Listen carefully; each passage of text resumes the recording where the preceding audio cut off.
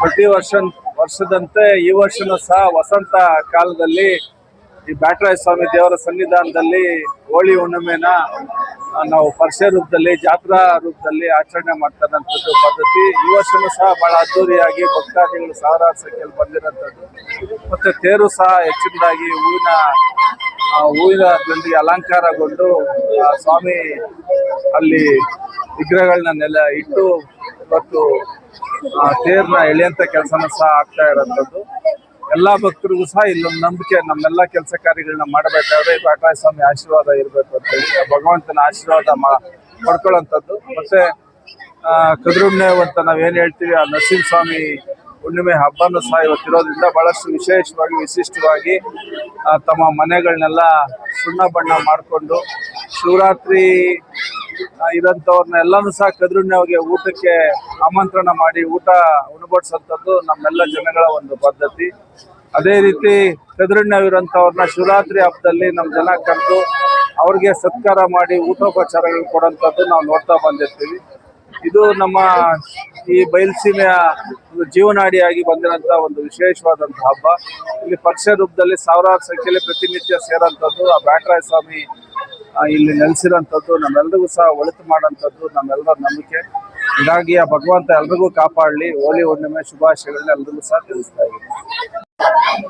ಸುಪ್ರಸಿದ್ಧ ಬ್ಯಾಟರಾಯ ಸ್ವಾಮಿ ದೇವಸ್ಥಾನದ ಪ್ರತಿ ವರ್ಷದಂತೆ ಈ ವರ್ಷವೂ ಕೂಡ ಜಾತ್ರಾ ಮಹೋತ್ಸವ ಮತ್ತು ಏನು ಈ ದೇವಸ್ಥಾನದ ಅಕ್ಕಪಕ್ಕದ ಗ್ರಾಮಸ್ಥರು ಹಾಗೂ ಈ ದೇವಸ್ಥಾನದ ಮುಖ್ಯ ಬ್ಯಾಟರಾಯ ಶೆಟ್ಟರು ಹಾಗೂ ಶಿಡ್ಲಘಟ್ಟದ ಜನತೆ ಬಹಳ ವರ್ಷಗಳಿಂದನೂ ಈ ಪ್ರತಿನಿತ್ಯಾಗಿ ಕಾರ್ಯಕ್ರಮವನ್ನು ಯಶಸ್ವಿಯಾಗಿ ನಡೆಸ್ಕೊಂಡು ಬರ್ತಿದ್ದಾರೆ.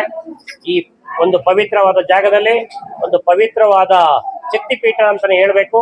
ಆ ಶಕ್ತಿಪೀಠದಲ್ಲಿ ಬಹಳ ಜನಗಳು ಇಲ್ಲಿ ಬಂದು ಜಾತ್ರೆ, ಇಲ್ಲಿ ಅನ್ನ ಸಂತರ್ಪಣೆ ಎಲ್ಲ ಊಟ ಪ್ರಸಾದ ತಗೊಂಡು ಖುಷಿಯಾಗಿ ಇಲ್ಲಿಂದ ಜನ ಹೋಗ್ತಿರೋದು ತುಂಬಾ ಖುಷಿ ಆಗ್ತದೆ.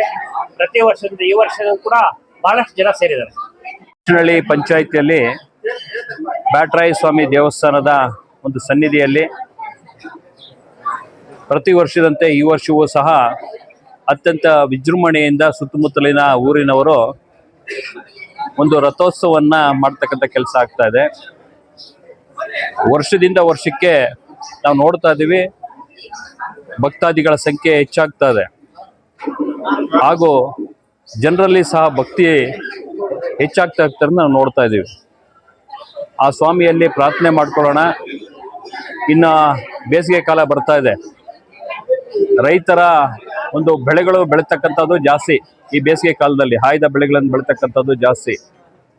ನಮ್ಮ ಶಿಡ್ಲಘಟ್ಟ ವಿಧಾನಸಭಾ ಕ್ಷೇತ್ರದಲ್ಲಿ ಎಲ್ಲ ನಮ್ಮ ರೈತ ಬಾಂಧವರಿಗೆ ಸಕಾಲಕ್ಕೆ ಒಳ್ಳೆ ಮಳೆ ಬೆಲೆ ಆಗೋದ್ರ ಮುಖಾಂತರ ಅವರು ಬೆಳೆದಿರ್ತಕ್ಕಂಥ ಬೆಳೆಗೆ ಒಳ್ಳೆ ಬೆಲೆ ಸಿಕ್ಕಲಿ ಅಂತ ಹೇಳ್ಬಿಟ್ಟು ಆ ಬ್ಯಾಟರಾಯ ಸ್ವಾಮಿ ದೇವಸ್ಥಾನ ಸನ್ನಿಧಿಯಲ್ಲಿ ಆ ದೇವರಲ್ಲಿ ಪ್ರಾರ್ಥನೆಯನ್ನು ಮಾಡ್ಕೊಳ್ತಾ ಈ ರಥೋತ್ಸವವನ್ನು ಆಯೋಜನೆಗೊಳಿಸಿರ್ತಕ್ಕಂತಹ ಎಲ್ಲ ಭಕ್ತಾದಿಗಳು ಹಾಗೂ ದೇವಸ್ಥಾನದ ಟ್ರಸ್ಟಿಗಳು ಯಾರಿದ್ದಾರೆ ಅವರಿಗೆ ವಿಶೇಷವಾದ ಒಂದು ಧನ್ಯವಾದಗಳನ್ನು ಹೇಳಬೇಕಾಗ್ತದೆ. ಯಾಕಂತ ಹೇಳಿದ್ರೆ ಇವತ್ತಿನ ದಿವಸ ಯಾವುದೇ ಒಂದು ಕಾರ್ಯಕ್ರಮ ಮಾಡಬೇಕು ಅಂತ ಹೇಳಿದ್ರೆ ಎಷ್ಟು ಕಷ್ಟ ಇದೆ ಅನ್ನೋದು ಗೊತ್ತು.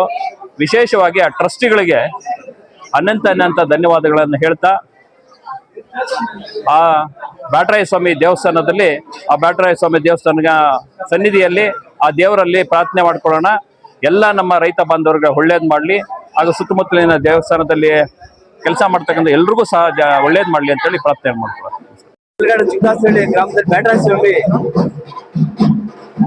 ಸನ್ನಿಧಿಯಲ್ಲಿ ಒಂದು ಶಕ್ತಿಪೀಠ ಅನ್ಬೋದು. ಯಾಕಂದ್ರೆ ಇವತ್ತು ನಾವು ತಿರುಪತಿಗೆ ಹೋಗ್ಬೇಕು, ವೆಂಕಟೇಶ್ವರ ಸ್ವಾಮಿ ನೋಡ್ಬೇಕಾದ್ರೆ, ಅದಕ್ಕಿಂತ ಇದು ನಾವು 1000 ವರ್ಷ ಇತಿಹಾಸ ಇದೆ ಅಂತ ಹೇಳ್ತಾರೆ. ಬಟ್ ಇಂಥ ಊರಲ್ಲಿ ನಾವು ನೆಲೆಸಿರೋದಕ್ಕೆ ತುಂಬಾ ಖುಷಿ ಆಗ್ತದೆ. ಜೊತೆಯಲ್ಲಿ ಏನು ಇವತ್ತು ಇಡೀ ತಾಲೂಕು ಜನ, ಬೆಂಗಳೂರು ಸಿಟಿಯಲ್ಲಿ ಎಲ್ಲಾ ಜನ ಭಕ್ತಾದಿಗಳಿದ್ದಾರೆ. ಹಾಗಾಗಿ ವರ್ಷದಲ್ಲಿ ಒಂದ್ಸಾರಿ ನಡೀತಾರೆ. ಹಾಗಾಗಿ ಎಲ್ಲರಿಗೂ ಇವತ್ತೇನು ಶಕ್ತಿಪೀಠ ಆಗಿದೆ, ಎಲ್ಲಾ ತಾಲೂಕು ಜನತೆಗೆ ಆಶೀರ್ವಾದ ಸಿಗಿ, ಮಳೆ ಬೆಳೆ ಎಲ್ಲ ಸಿಗಿದೆ ಅಂತ ಹೇಳಿ ಶ್ರೀ ಬ್ಯಾಟರಾಯ ಸ್ವಾಮಿ, ಶ್ರೀದೇವಿ ಭೂದೇವಿ ಸಮೇತ ಚಿಕ್ಕದಾಸರಲ್ಲಿ ಏನು ಬ್ಯಾಟರಾಯ ಸ್ವಾಮಿ ದೇವಸ್ಥಾನದ ವರ್ಷದಂತೆ ಬಹಳ ವಿಜೃಂಭಣೆಯಿಂದ ಜಾತ್ರಾ ಮಹೋತ್ಸವ, ರಥೋತ್ಸವ ಕಾರ್ಯಕ್ರಮ ಅವರು ಪ್ರತಿ ವರ್ಷ ನಡೆಸ್ಕೊಂಡ್ ಬರ್ತಿದ್ದಾರೆ.